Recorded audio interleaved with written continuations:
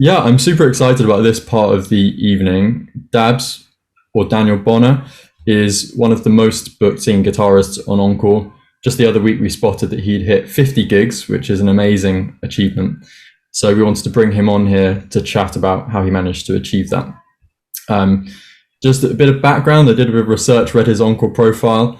Dabs grew up in London, where he got involved with the R&B scene and the grime scene there, and now lives in Cardiff. And he's a bit of an omnivore when it comes to genres. He said that he plays pop, rock, party classics, background jazz, and bossa nova. I play bossa nova, so a big fan of that. Soul and Motown, using a loop pedal for harmony and bass. So it seems like he's the complete musical package if you're looking to book a singing guitarist. Without further ado, I'd like to welcome Dabs up onto the virtual stage. How are you doing? Very well, Jonny. Lofty words. Thank you. I mean, yes to all of the above. Like, although all of those genres you mentioned, but my main project's actually a reggae ska band also. So that's kind of like my main shizazzle, so to speak. But I do think that is actually quite important with the bookings. The fact that I tend to try at least to express a capacity. Yeah, I like building sets. That's me. I like building up a set list and I can learn a song pretty quick should the need arise. And so I kind of tend to, one of the questions I think you mentioned, well, in fact, I'll wait till you ask me the question, shall I, Jonny? Get ahead of myself there, wasn't I? Just a secret, he sent me the questions through already, guys. So I'm not totally ad-libbing on this one, albeit I did actually just read them just an hour or so ago. So maybe I'll just leave and you can answer all of my questions. You could sort of ask the questions and then answer and do a kind of self-interview. As long as we can keep your face, Jonny. My first question actually was going to be, do you remember when your first professional gig was? Wow. Or what it was? Do you remember? Well, it's funny. I can loop back to something you just said then, because you mentioned my being a part of the grime scene when I was younger. Alas, there wasn't actually a grime scene when I was younger. Yeah, I was actually thinking. But thank you. But my first. I honestly can't remember. I think the first gig I did was maybe 20 odd years back. But as far as it's difficult, because where the point at which you consider yourself to be a professional musician, obviously there's like a bit of a grey area there, because for most of us, obviously we end up working various jobs until we get to a point where hopefully we can just kind of rely on music. And so that for me has been maybe the last 5 years. But I'd say when I started gigging with the Kings is when I really started to feel like it was something I was doing, as a primary kind of career, and everything else was like an adjunct to it. But I could say the first gig I ever did was in Manchester maybe 20 odd years ago, and it was a cover gig, it was a funk gig, and I was dressed up to the nines like a 70s funk idol, basically. Looking back at that, I remember there was a floral shirt going on, and I had an afro, so yeah, I'll leave the rest to the imagination. But some time ago now for the first professional gig. So yeah, sorry, no, I don't remember it in a nutshell. I'm sorry. I mean, that image of you as a funk performer is enough, I think, enough of an answer. So you're primarily on Encore a singing guitarist, but you also have this band that you play with, the Newtown Kings. That's right. And how do you split your work between those two projects? Well, would you say that most of your work is with bands or as a soloist? I started with regards to Encore. I've always enjoyed my little interactions with you guys. Every now and then, a little message or this, that, the other. But it struck me first and foremost that you're all musicians, which kind of I've worked with agencies down the line with band and this, that, the other. And the reality of you guys actually having first-hand experience of kind of what we do was like a really big thing for me. But it got to the point maybe a year or so ago where I realised maybe like a quarter of all my bookings for the year had come via you guys. And so at the beginning of this year, I thought to myself, well, that's interesting. And I got a message from you guys saying that I kind of achieved being in the top 20 or 25 or something. And that was really motivating for me. And so I kind of sat down and I really had a good think about kind of ways that so there's a really spooky Halloween kind of vibe going on in the background somewhere. But this is gone now, actually. But yeah, it may just be in my mind, don't worry. But yeah, I realized that kind of what you guys do is actually quite unique, you know, like there's obviously various agencies and various platforms, but as I think Dave mentioned in our little group just now, most of them are quite passive, you know, there's not really anything that you feel that you can do on, say, like I can't even remember any of the competitors' names. Let's not even worry about it now. But like most of them are quite passive. You know, you sit down, you do your profile, then you just sit back and wait. Whereas the ability on Encore to actually go and search out for shows, I think stands you in really good stead amongst all the others. And I've been thinking a lot this year about ways to kind of really make a big dent on those gigs that there are out there for you guys, and also kind of thinking about in terms of like I'm curious about you guys, but I know you're interviewing me at the minute, so I'm going to step back a second. But there's loads of bits of your process which fascinate me that I'd like to find out about. But anyway, sorry, I'm rambling on again. Like, any more questions, Jonny? Yeah, well, I guess my main question would probably be, having reached 50 bookings, you say that this year you've made a bit more of a concerted effort with Encore. Do you have any particular tips and tricks that you could offer to a musician who might be listening at the moment thinking, I'm on Encore, haven't had many bookings yet, how can I get to 50 bookings? I think that be patient with it is definitely a thing, because there is an element of trial and error when it comes to, for me, I think the important things are the media that you have, obviously, kind of the more of a variety of media that you have out there, the more different gig options you can probably apply for, you know. And so so try to have look at the obviously tailor your the messages, your alerts, so as to be very specific. But then of those things, try to spot trends in terms of, like, for example, I get a lot of weddings, you know, so I've made sure that I've got a few kind of, like, you know, quite nice wedding songs that I can kind of use for that application. I'm sure everybody does it. Obviously, the more media you have, and one of the things I was guilty of initially is just because I don't really have any, I still to this day don't really have any professional videos of me doing solo stuff, just because most of my pro videos are with the band, and like, so a lot of the videos that I have are like ad hoc or just a couple of friends filming or whatever, this, that, the other. And I always felt that was kind of something that was really holding me back, and I still do, actually. Like, it's something that's in my short-term and medium plan.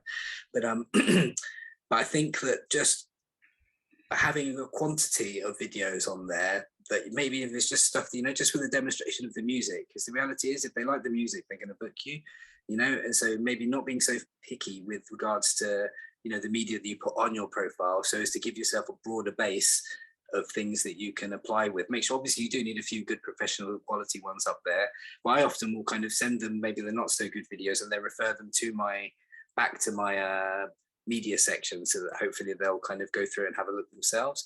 And also the the letters that we send out, the emails that we send out initially, I think try to make a bespoke one for every application. I know it's difficult, just because you might have, like, sometimes I look at the end of the day, and I always go through all of my alerts on Encore as well. I kind of try to do it systematically, so any that have come to me, I apply to, even if I'm kind of not 100% sure if it's a gig I want to, you know. I try to do the applications wholesale, and I pay attention to the number of views that my profile gets, because I've noticed there's a correlation. And basically, for me, I mean, everybody will have a different number, obviously, but for me, it's like 1 in 100, basically. So of 100 views, every 100 views, I get a gig, basically, and that correlation has happened right the way through. And so if you pay attention to the numbers a little bit, and kind of then you can actively make your views go up, obviously, by applying for more gigs and this, that, the other. And so I think it's just being systematic and really kind of seeing it as a job, you know. Like, I got maybe a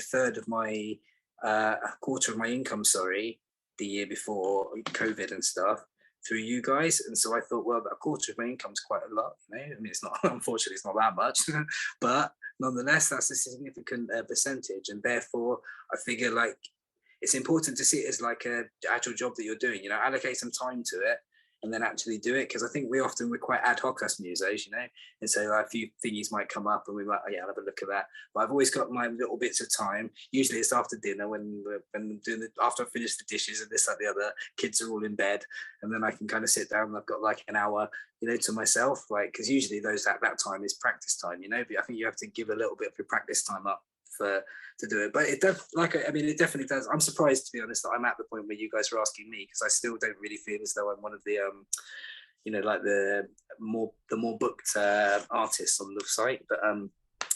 But yeah, I just persistence really, and it did take me a little while to kind of feel as though it was a regular thing, but after a year or two, and really kind of just, like I say, it's just seeing it like it's any other job. Like, the gigs do just come up. I think perhaps a lot of us tend to just kind of, apply for those ones that we'd be really, really super suited to. So don't be fussy, in a nutshell, and be willing to travel. That's the other thing, because I go all over the place for encore gigs, and I don't even drive, for what it's worth. So those of you that are drivers, it should be easy if you really it's not expensive. Yeah, that's as much advice as I've got on that subject. I think and just persevere, really. Amazing, thanks. Well, that was a bumper crop of bits of advice, tips and tricks. So I hope everyone found that useful. I think George has just been playing some of your videos. Never mind. Do you have any sound on that, George? Or yeah, I can share the sound. Nice to have a bit of context, because you were mentioning professional videos. I thought this one was really professional. This one was knocked up by the trumpet player in my band when we stayed at a farm after a gig one night. So yeah, reasonably pro, but all done on an iPhone. Brilliant. Yeah. But that's the quality is amazing. Yeah. And this was 3 years ago as well, so I'm sure tech wise, or if any of you need our trumpeter's number, I'll send him to do videos, guys. He's super cheap and he's got chops. But it goes to show that if you've got a decent enough phone, you can quickly knock up a decent quality video. And obviously this is great because it's got a nice backdrop. You've obviously recorded it properly with microphones, and that goes a long way. If you just recorded it on an iPhone out in a noisy pub, it would be horrible. But getting a few basic video editing skills as well, I think is quite important. There's so many different apps and stuff out there now.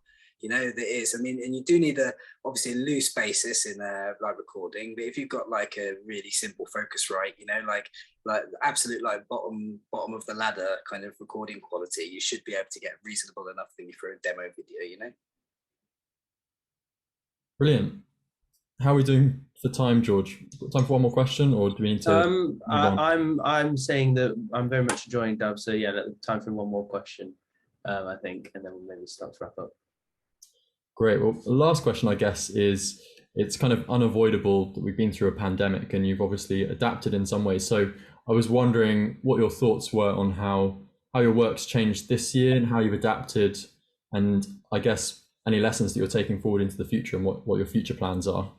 So cool. A bit of a mix of questions there. Yeah, no. That's. I think I can probably answer that in a big breath. Well, obviously, pandemic for everybody, all of us, particularly within this industry, it was absolutely devastating. I know my income went down to I earned 700 quid last year, and 3 of those were virtual gigs I did with you guys, separate from grants. That was the other thing. Learn how to fill out a grant application. It's has been quite a significant thing. But there are lots of organizations and stuff out there who are kind of there to help. And you guys have been very good for that as well, just in the sense of, those regular weekly messages that we get, they kind of, point us to various bits and bobs. I recommend joining the Musicians Union to anybody as well, just because, again, just that sense of feeling connected with other musicians and with an organization which is there to kind of essentially kind of help you, kind of does a lot for the psychological elements, because I think that's been a lot of the difficulty for a lot of us. It's just been that reality.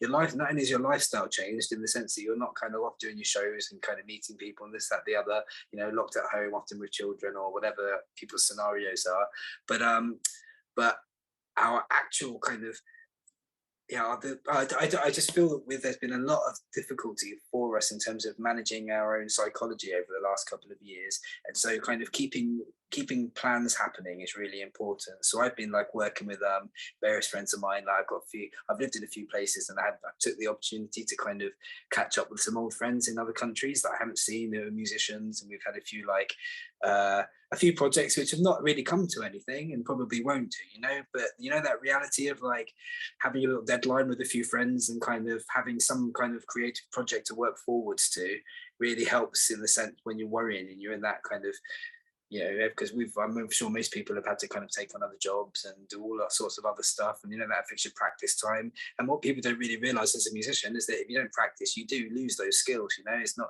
you don't want to go to a wedding unless you've really, really absolutely nailed it, because you don't want to kind of, you know, just forget that verse or that chords or whatever, and all those chords when the bride's walking down the aisle. You know, it's like, it's not happened to me yet, but I'm sure there's those of us that it has happened to. It's not a good thing. So yeah, so keep practicing, keep forwards. For me personally, I've got like we actually lost out one of our bandmates just before COVID, so we were in a bit of a hiatus anyway because we had a bit of a tragedy affect the band, and so we've had a double whammy of you know, just like almost existential kind of questions with regards to our career and our future and this, that, the other. And like, so again, Encore, it's not just like me blowing smoke up your bottoms. Like the reality is like just that regular, you know, just seeing those every now and then, those gigs coming in has been a good connection with just the world that's out there, because, you know, just knowing that there are still a few people who are booking weddings or, you know, their parties or whatever really has helped. And so just a thanks to you guys. But yeah, but as far as my future is concerned, I've got like a couple of EPs I'm working on. I've got like a little world music project that's happening soon. Hopefully the band are going to come back out of our temporary retirement and finish this album that we started. But yeah, just keep on trying harder. I want to get to 100 now. And for what it's worth, I was at 30 gigs with Encore at the beginning of this year. And so, you know, and it was just through me making a conscious effort, guys. It wasn't like, you know, I'm not like a master musician by any sense of the imagination. And the reality is, like, I think if you make an effort to get the gigs, you will get them. And so, yeah, it is just kind of keep working hard and don't be dispirited and just stay positive, guys. That's all. Like, got a few songs about it. Maybe I'll send it to you through other means, because now is not the time. Amazing. Thanks so much, Daniel, and well, aka Dabs. That was a brilliant message and a brilliant. Just a stage name, Daniel for friends. So yeah, Daniel's nice. Okay, Daniel. Yeah. Let's give Daniel a hand. That was a brilliant interview, and thanks so much for coming up and sharing your wisdom. Thanks, guys.